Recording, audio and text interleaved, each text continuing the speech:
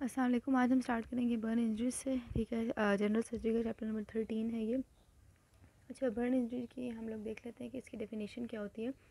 Burn is a tissue injury due to application of thermal energy in any form to the external और internal body surfaces. ठीक है, यानी कि जब भी थर्मल एनर्जी अप्लाई की जाएगी और उसकी वजह से इंटरनल या एक्सटर्नल जो भी बॉडी का डैमेज होगा, that is included in burn injury. अब बहुत इंपॉर्टेंट बात ये है कि हमेशा बर्न इंजरी में कोगुलेटिव नेक्रोसिस होती है। ठीक है, जितने भी एक तो वहाँ पे सेल डेथ होना शुरू हो जाती है और जितने भी वहाँ पे प्रोटीन्स वगैरह चीज़ें हैं उन सब की कोगुलेशन शुरू हो जाती है। बर्न इंजरीज के कॉजेज़ क्या क्या हो सकती हैं? फ्लेम्स, ठीक है, contact with hot sources, scars यानी जो स्टीम की वजह से इंजरी होती है, इलेक्ट्रिसिटी, केमिकल्स, फ्रिक्शन, रेडिएशन, ये सारी आपके पास इसकी टाइप्स में आ जाती हैं। अब हम इसके इफेक्ट्स देखते हैं कि बर्न्स की बॉडी के ऊपर इफेक्ट क्या होते हैं। कुछ लोकल इफेक्ट होते हैं, कुछ रीजनल होते हैं, कुछ सिस्टमिक होते हैं। लोकल इफेक्ट में क्या होगा कि जहाँ पे भी बर्न हुआ है वहाँ पे ज़ाहिर है इन्फ्लेमेटरी प्रोसेस होना स्टार्ट हो जाएगा। ठीक है, टिश्यू फ्लूइड वगैरह सारा ख़त्म होना शुरू हो जाएगा। ठीक है, इवन वो ये कहते हैं कि हमारी बॉडी से जो इनसेंसिबल लॉस स्किन से हो रहा होता है ना, वो ऑलमोस्ट 15 ml पर मीटर स्क्वायर होता है, वो इंक्रीज़ होकर 200 ml पर मीटर स्क्वायर हो जाता है। तो आप अंदाज़ा लगा लें कि कितना ज़्यादा फ्लूइड लॉस हो जाता है बर्न्स के अंदर। ठीक है, इसके अलावा एक और इम्पॉर्टेंट बात है ये है कि अगर थोड़ी सी डीपर इंजरी होती है, वो भी हम टाइप्स पढ़ेंगे कि कौन कौन सी इंजरीज़ होती हैं और किस में कौन सी लेयर इन्वॉल्व होती है। लेकिन अगर थोड़ी सी डीपर इंजरीज होती है ना, तो एपिडर्मिस और डर्मिस सारा इकट्ठे होके, क्योंकि मैंने बताया कोगुलेटिव नेक्रोसिस, ठीक है, तो एपिडर्मिस डर्मिस सारा इकट्ठे होके ना एक बैंड लाइक स्ट्रक्चर बना देते हैं। ठीक है, वो डार्क सा एक स्ट्रक्चर होता है जिसको हम एस्कार कहते हैं। ठीक है, तो इसमें एस्कार भी बन सकता है। This is not scar, this is escar. ठीक हो गया। और इसके अलावा क्या लोकल इफेक्ट में हो सकता है, एक चीज़ मैंने लिखी, क्योंकि आपका एपिडर्मिस डर्मिस वगैरह ज़ाहिर रिमूव हो रहा है, तो आपके नीचे जो अंडरलाइन मसल्स हैं, फेशिया, सारा कुछ एक्सपोज हो रहा है। ठीक है, तो इसका मतलब है कि सेप्सिस हो सकती है, वहाँ पे बैक्टीरियाज वगैरह आके कंटेमिनेशन कर सकते हैं। अच्छा, उसके बाद ये हो गया लोकल इफेक्ट की इन्फ्लेमेशन होगी, फ्लूइड लॉस होगा और ज़ाहिर सेप्सिस और कंटेमिनेशन वगैरह के साइंस होंगे। रीजनल में क्या होगा कि सिस्टम वाइज जो मेनली दो सिस्टम्स आपके अफेक्ट होते हैं बर्न से, वो है सर्कुलेशन और रिस्पायरेशन। सर्कुलेशन में मैंने ऑलरेडी आपको बताया कि बहुत ज़्यादा फ्लूइड लॉस हो चुका है बंदे का, तो ज़ाहिर है वो हाइपोवोलीमिया में चला जाएगा, शॉक की सिचुएशन होगी। इसके अलावा एक और चीज़ होती है, वो ये होती है कि लिम्स सर्कुलेशन भी उसकी कम होगी, है ना। ठीक है, लिम्स में जब सर्कुलेशन कम होगी तो अल्टीमेटली वहाँ पे एडिमा डेवलप होगा। एडिमा डेवलप होगा तो डिफरेंट, आपको पता है, कंपार्टमेंट्स होते हैं हमारे। ठीक है, जिस तरह थाई या लेग को 2-3 कंपार्टमेंट्स में डिवाइड किया जाता है, तो वहाँ पे जब एडिमा डेवलप होता है तो कंपार्टमेंट सिंड्रोम हो जाता है। ठीक है, तो उस कंपार्टमेंट सिंड्रोम को आपने जो है वो प्रिवेंट करना होता है। अच्छा, इसके अलावा कंपार्टमेंट सिंड्रोम होता कब है? हर तरह के बर्न में नहीं होता। जब भी आपके पास सरकमफ्रेंशियल अगर बर्न है ना, सरकमफ्रेंशियल का मतलब है कि फॉर एग्जांपल ये अगर आपकी लिम्ब है, उसके अराउंड ऑल अराउंड 360 डिग्री में अगर बर्न हो गया है, तो क्या होगा कि वहाँ पे तब एस्कर अगर बनता है सपोज, ठीक है, सरकमफ्रेंशियल बर्न हुआ, एस्कर पूरे ही उसमें बनेगा, तो वो प्रेशर बिल्ड करेगा जिसकी वजह से लिम्ब इस्कीमिया होगा और वहाँ पे कंपार्टमेंट सिंड्रोम हो जाता है। तो उसमें इमरजेंसी एस्करोटमी करनी पड़ती है, यानी उस एस्कर को निकालना पड़ता है। ठीक है, तो वो हम खैर आगे डिटेल में देखते हैं। सर्कुलेशन में ये मसला होगा। रिस्पायरेशन में क्या क्या मसला हो सकता है कि हमारे जो अपर रिस्पायरेटरी ट्रैक हैं, ज़ाहिर है अगर गैसेस किसी बंदे ने हॉट गैसेस इनहेल कर ली हैं, तो उसका जो नोज़ है, टंग है, लेरिक्स है, जो अबव द लेरिंग्स वाले जितने भी पोर्शन हैं, वो बेसिकली सारे फिजिकली बर्न हो जाएंगे। ठीक है, और जो अगर लोअर रिस्पायरेटरी ट्रैक में देखें तो स्टीम ज़्यादा अफेक्ट करती है। ठीक है, ये बात उन्होंने लिखी हुई कि अपर में आपके हॉट गैसेस ज़्यादा अफेक्ट करती हैं आपके रिस्पायरेटरी ट्रैक को, और लोअर रिस्पायरेटरी ट्रैक में स्टीम का ज़्यादा रोल होता है। ठीक है, तो वो रिस्पायरेटरी फेलियर भी करा सकता है, एपिथेलियम स्लगिंग वगैरह, ये सब चीज़ें जो है वो इसकी वजह से हो सकती हैं। फिर कार्बन मोनोऑक्साइड जो है सच अ पॉइजनस गैस की इसकी एफिनिटी हीमोग्लोबिन के लिए 280 टाइम्स ज़्यादा होती है। तो ये क्या करती है कि ऑक्सीजन के बजाय खुद जाके हीमोग्लोबिन के साथ अटैच हो जाती है और जो ऑक्सीजन डिलीवरी हो रही थी टूवर्ड्स टिश्यूज़ उसको अफेक्ट कर देती है। ठीक है, तो इसकी वजह से क्या होता है कि विद इन आवर्स जो है वो बंदे की डेथ हो जाती है। तो इसको ट्रीट करने के लिए कि विद इन 24 आवर्स आपने देनी होती है ज़ाहिर ऑक्सीजन थेरेपी, ताकि उसको रिप्लेस किया जा सके। उसके बाद है सिस्टमिक इफ़ेक्ट्स। कुछ सिस्टमिक इफ़ेक्ट्स हैं, उसमें भी ज़ाहिर सर्कुलेशन रेस्पायरेशन वाली बातें तो आ ही जाएंगी। सर्कुलेशन में वही है कि फ्लूइड लॉस हो जाएगा, एडीमा होगा, कंपार्टमेंट सिंड्रोम, तो ज़ाहिर है आपने फ़ौरन ही उसको फ्लूइड रिप्लेसमेंट पे डाल देना है। रिस्पायरेशन के भी इफेक्ट्स ऑलरेडी बता चुके हैं। जीआईटी में क्या होगा? जीआईटी में भी ज़ाहिर इस्कीमिया है, क्योंकि हर तरफ ही ब्लड सप्लाई कम हुई हुई है। जब इस्कीमिया हो रहा है तो इसका मतलब है कि जो भी न्यूट्रिएंट्स जो नॉर्मली हमारे ब्लड के अंदर अब्जॉर्ब होते हैं, वो एक ब्लड के प्रेशर की वजह से, ठीक है, ब्लड फ्लो जब आ रहा है तो वहाँ पे ज़ाहिर अगर चीज़ों ने ल्यूमिन से ब्लड के अंदर जाना है तो प्रॉपर्ली उसका फ़्लो होना चाहिए ना ब्लड का। ठीक है, तो बर्न्स के अंदर ज़ाहिर ब्लड फ़्लो कम हो गया है, तो क्या होगा कि न्यूट्रिएंट्स भी प्रॉपर्ली एब्जॉर्ब नहीं हो पाएंगे। और ज़ाहिर है अगर कोई बैक्टीरियाज़ वगैरह पड़े हैं तो वो भी फ्लश ऑफ नहीं हो सकेंगे, तो वो वहाँ पे सेप्सिस या अल्सरेशन वगैरह कर सकेंगे। एक मोस्ट इंपॉर्टेंट अल्सर होते हैं जिन्हें कहते हैं कर्लिंग अल्सर्स, ठीक है। कर्लिंग अल्सर्स जो होते हैं वो स्टमक के अंदर बनते हैं ड्यू टू बर्न्स, ठीक है। उसके बाद है कि आपका जीआईटी में मैंने आपको बता दिया कर्लिंग अल्सर्स वाली सिचुएशन है, और एब्जॉर्प्शन न्यूट्रिएंट्स की ठीक नहीं हो रही, मैल न्यूट्रिशन, ठीक है। क्योंकि देखें जितने भी बॉडी के रिजर्व्स हैं उन्होंने ब्रेक डाउन होना है ताकि बॉडी को एनर्जी दी जा सके, बिकॉज इतना ज़्यादा फ्लूइड लॉस हो रहा है, कोई उसके पास एनर्जी रिजर्व्स नहीं है बॉडी के पास। तो 7000 किलो कैलोरीज जो है ना डेली की बेसिस पे, इतने ज़्यादा अगर वो सवेयर बर्न है तो इतना ज़्यादा आपका एक्सपेंड हो जाता है, ठीक है। और डेली की बेसिस पे अगर हम देखें तो बंदा कितना वेट लॉस करेगा, रोज़ बंदे का 0.5 kg जो है ना वेट कम होता जाता है, ठीक है। तो इस हिसाब से स्पीड से वेट लॉस होता है बर्न्स के अंदर। रिस्पायरेशन को ऑलरेडी मैं आपको बता चुकी हूँ कि ज़ाहिर है वो इनहेल कर लेंगे तो आपका रिस्पायरेटरी कोलैप्स वगैरह हो जाएगा या फिर रिस्पायरेटरी फेलियर की तरफ में बंदा जा सकता है। उसके बाद है कि रीनल में ये है कि रीनल ब्लड फ्लो भी ज़ाहिर कम है, ठीक है। और इसके अलावा ये होगा कि जो मायोग्लोबिन है, क्योंकि मसल ब्रेक डाउन हो रही है ताकि बॉडी में रिजर्व्स ऑलरेडी कम है, ठीक है। तो मसल प्रोटीन्स लिपिड्स बॉडी में हर चीज़ की ब्रेक डाउन हो रही है। इसी तरह जो मसल्स की ब्रेक डाउन है वहाँ से मायोग्लोबिन प्रोटीन का ये काम होता है कि मसल्स से उसने बेसिकली ऑक्सीजन स्टोर करनी होती है। तो मायोग्लोबिन भी यूरिन के अंदर आना शुरू हो जाएगी, ठीक है, ड्यू टू ब्रेक डाउन। तो इस कंडीशन को कहते हैं मायोग्लोबिनूरिया, और मायोग्लोबिनूरिया की वजह से एक्यूट किडनी इंजरी भी हो सकती है। उसके बाद है सेप्सिस की एपिडर्मिस, वही बात है, डिस्ट्रॉय हुई थी तो बैक्टीरियाज अंदर आ सकते हैं। और कुछ लेट इफ़ेक्ट्स हैं। लेट इफ़ेक्ट्स में ये कि स्कार बन सकता है, कॉन्ट्रैक्चर्स यानी मसल बिल्कुल स्टिफ हो सकते हैं, ठीक है। डिसेबिलिटी हो सकती है और साइकोलॉजिकल ट्रॉमा भी बर्न्स की वजह से हो सकता है।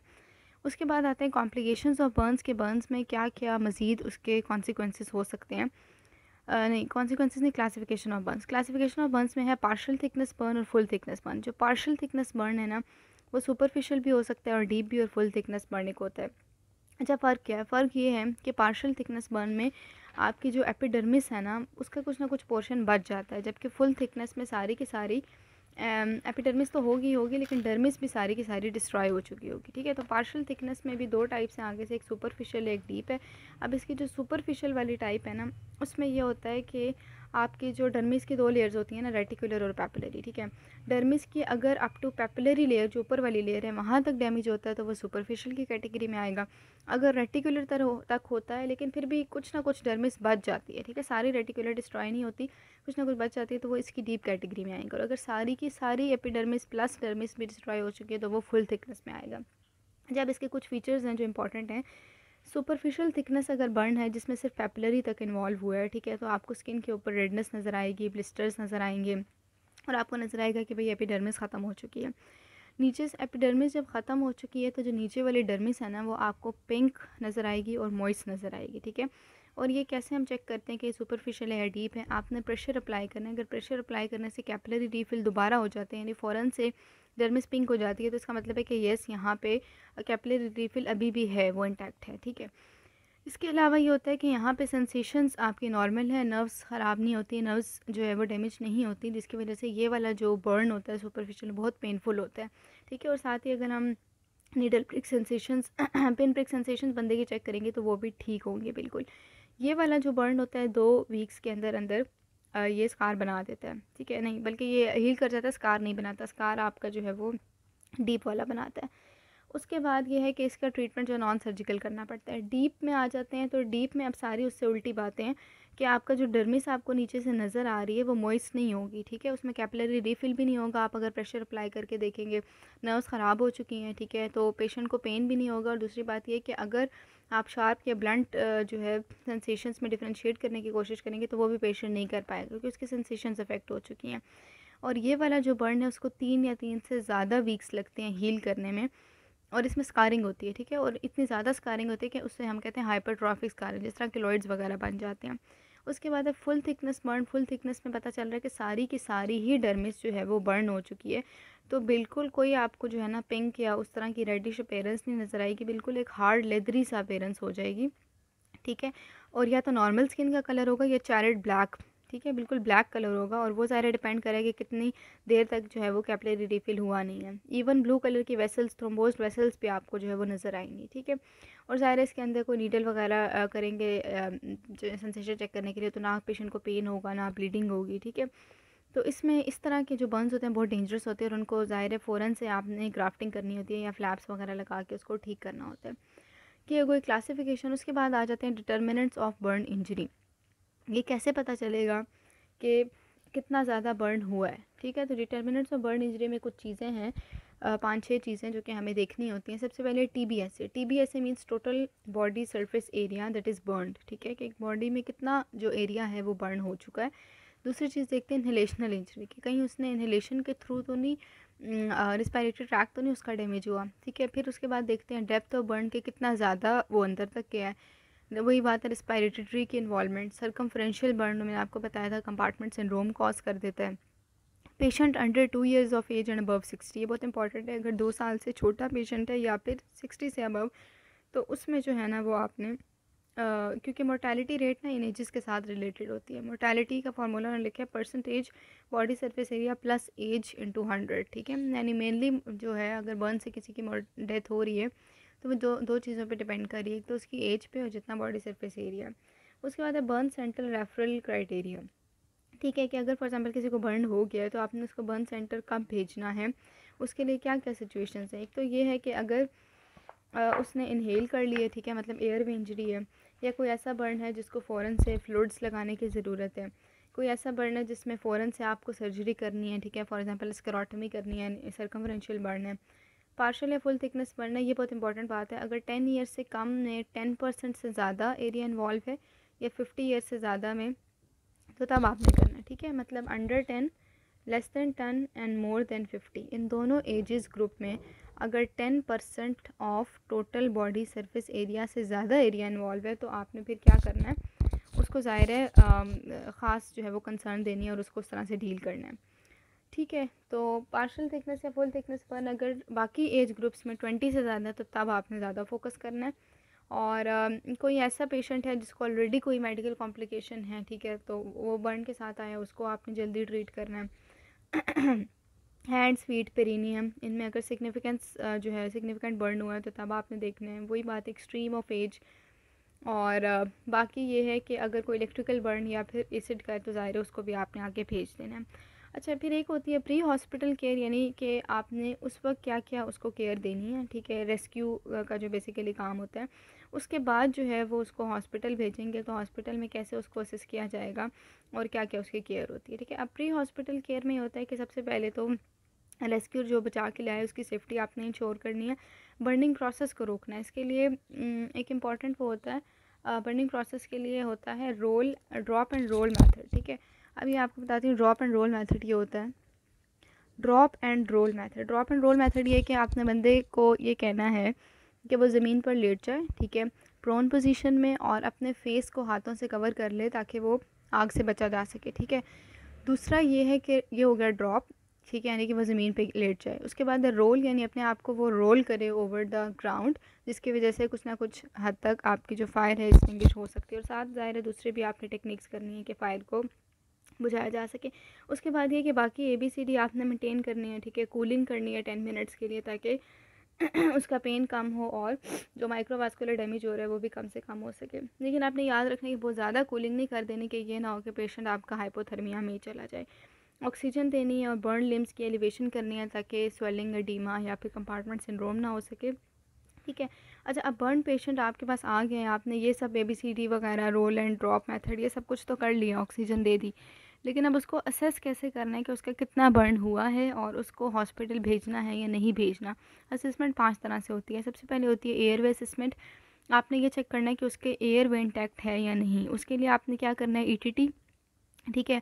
अगर तो फॉर एग्जांपल एयरवे इंटैक्ट नहीं है, उसकी बहुत ज़्यादा रिस्पायरेटरी ऑब्स्ट्रक्शन हो रही है, पेशेंट स्ट्राइडर में जा रहा है, एंजाइटी है, उसको सांस लेने में मसला हो रहा है, तो आपने क्या करना है, पहले तो एंडोट्रेकियल ट्यूब डाल के देखनी है और उससे जो है वो देखना है कि पेशेंट का सांस बहाल हो रहा है नहीं।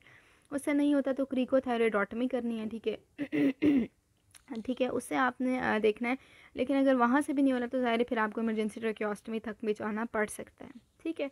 और बाकी ये है कि अगर इनहेलेशन उसने कर लिया तो फिजियोथेरेपी, नेबुलाइजर, ये सपोर्टिंग चीज़ें हैं जो साथ साथ चलती हैं।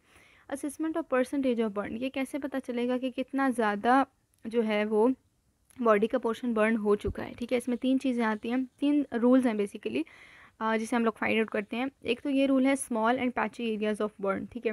और एक रूल ऑफ 9 है which is very very important, और एक है ल्यूंड एंड ब्राउनर चार्ट। अच्छा, स्मॉल एंड पैची एरियाज़ में होता है कि जो पर्सन का हैंड है ना, पेशेंट का हैंड है, उसको आपने 1% काउंट करना है, ठीक है, और फिर आपने उस वाले पोर्शन से कंपेयर करना है कि उतना कितना ज़्यादा बर्न हुआ है, तो आपने वो 1% ऐड करते जाना है। अब हर एक की हैंड का साइज़ फॉर एग्जांपल डिफरेंट है, आपने लेकिन पेशेंट का ही लेना है, तो पेशेंट किस तरह से लेते हैं कि कोई भी पेज उसके हाथ पे रख के उसका साइज़ आपने मेजर कर लिया, उसके बाद जहाँ जहाँ बर्न हुआ है वो पेज वहाँ वहाँ रख के आपने 1% ऐड करते जाना है, तो आपको बर्न का पता चल जाएगा। दूसरा फार्मूला होता है रूल ऑफ़ 9। रूल ऑफ़ 9 बहुत इंपॉर्टेंट है, और उसमें ये होता है कि आपका जो हेड वाला पोर्शन है, ठीक है, हेड एंड नेक भी 9% काउंट हो रहे हैं, आर्म्स भी 9% काउंट हो रही हैं, उसके बाद आपका ये जो है थॉरेक्स वाला पोर्शन ये भी 9%, abdomen 9%, upper back, lower back, thigh, legs, foot, ठीक है, इन सब चीज़ों को आप मिला लें अगर 9% तो आपके टोटल काउंट करें, और जेनिटेलिया 1% तो ये फुल 100% आपका बनता है, ठीक है। लेकिन इसका एक ड्रॉबैक है, ड्रॉबैक ये है कि बच्चों में ज़ाहिर है हेड का साइज़ थोड़ा बड़ा होता है, तो बच्चों में जो परसेंटेज हेड की होती है ना वो हम 18% लेते हैं, और फिर लेग्स की जो परसेंटेज है वो 14 रह जाती है, ठीक है। तो ये एक रूल ऑफ 9 का ड्रॉबैक है, बट मोस्ट कॉमनली इसी को यूज़ किया जाता है। उसके बाद है ल्यूंट एंड ब्राउनर चार्ट। इसमें ये होता है कि डिफरेंट एज ग्रुप के अकॉर्डिंग जो है वो डिफरेंट मेजरमेंट्स होती हैं, ठीक है। ये एक बुक में टेबल भी दिया हुआ है, आप देख लीजिएगा कि एज के अकॉर्डिंग उन्होंने बताया हुआ है कि जैसे हेड है तो 4.5 वो काउंट होगा, हाफ थाई 4.5 काउंट होगी, ठीक है। इसी तरह 1 लेग जो होगी, अच्छा 1/4 का मतलब है 0.25 ना, ठीक है। तो थाई जो है वो 4.25 काउंट हो रही है, लोअर लेग 3.25 काउंट हो रही है। तो ये खैर इस तरह से है, बट ये इतना ज़्यादा यूज़ नहीं किया जाता, ज़्यादातर रूल ऑफ 9 ही होता है। अगली असेसमेंट आपने करनी है डेप्थ ऑफ बर्न, ठीक है। आपको ये पता चल गया एयर वे ठीक है या नहीं, आपको ये पता चल गया कितना ज़्यादा बर्न हुआ है। अब आपने देखना है कि बर्न की डेप्थ कितनी है, ठीक है, वो पार्शियल की कैटेगरी में आएगा या फुल की कैटेगरी में आएगा। तो जिस तरह से बेसिस के बर्न्स होते हैं ना या इलेक्ट्रिकल बर्न्स होते हैं वो हमेशा फुल थिकनेस होते हैं कि आपका पूरा एपिडर्मिस डर्मिस सब ख़राब हो जाता है। लेकिन कुछ जैसे स्कार्स वगैरह हैं, ठीक है, या फ्लेम्स वगैरह वो फिर इतना डैमेज नहीं करते, वो फिर आपने अकॉर्डिंग टू ये देखना है कि किस चीज़ की वजह से बर्न हुआ है, तो वो अंदाज़ा हो जाएगा। उसके बाद है सर्कमफ्रेंशियल इन्वॉल्वमेंट। सर्कमफ्रेंशियल इन्वॉल्वमेंट में वही वाली बात है कि अगर आपका सर्कमफ्रेंशियली यानी कि पूरा फॉर एग्जांपल लिम्ब है ना उसके अराउंड 360 डिग्री बर्न हुआ है, तो वहाँ पे एस्कर बन जाएगा, क्योंकि एपिथेलियम और एपिडर्मिस और डर्मिस सारा इकट्ठे होकर एस्कर बना देगा। एस्कर की वजह से प्रेशर पड़ेगा, कंपार्टमेंट सिंड्रोम हो जाएगा, ठीक है। तो ज़ाहिर है उसको भी आपने असेस करना है कि अगर इतना ज़्यादा कंपार्टमेंट सिंड्रोम है तो आपको स्क्रोटमी भी करनी पड़ सकती है। फिर अगली बात आपने देखनी है injuries, assessment of associated injuries, ठीक है, कि उसके साथ साथ जो है वो कोई और इंजरी तो नहीं हुई जो कि आपको देखनी पड़ेगी।